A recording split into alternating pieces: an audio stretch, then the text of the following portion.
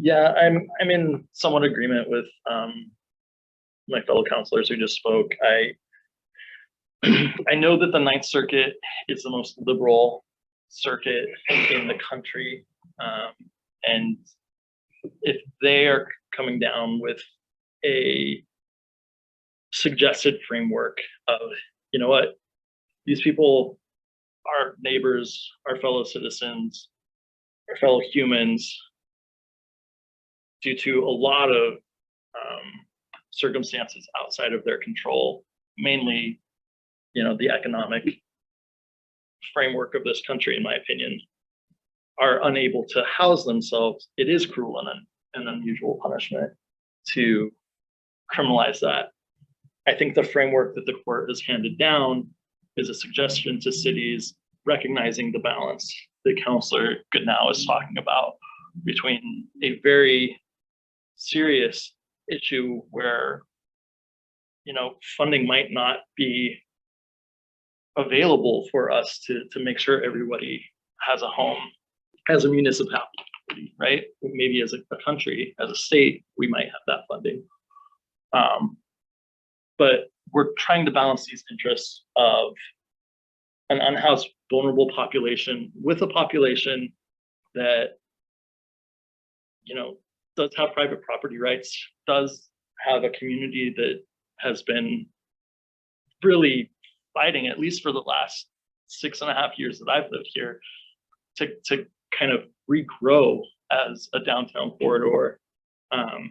The testimony of some of the behaviors that people are experiencing.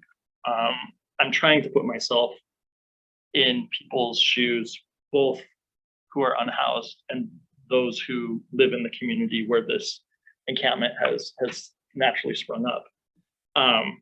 So my position is kind of taking a guide from the Ninth Circuit, trying to balance these two interests, recognizing that criminalizing just being poor in this country is cruel and unusual punishment. However, we still have societal norms and issues that accompany encampments that get brought up that really probably aren't great for the neighborhood or those folks that are unhoused.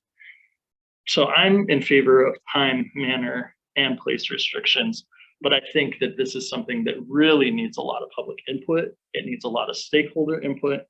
I find the Lakewood ordinance to be the most compelling because it doesn't just set time, manner, and place restrictions. It backs it up with a commitment of funding from the municipality. It backs it up with codifying. We are going to be working with these nonprofits to ensure that affordable housing is available. They dedicated 1% of their city budget to that. So whatever we do, if we do decide to make any sort of restrictions on camping, we have to, I think, as a council, back that up with actual funding that is going to impact these populations rather than just saying, we don't want to see you. That's very, very important to me. I think it's important to the majority of us. And I think the Lakewood ordinance is our best example. But I want continued conversation with the community, with unhoused individuals, with folks in the neighborhood, with nonprofits, to where we can really craft the best ordinance that we can around this. Yes, Younger.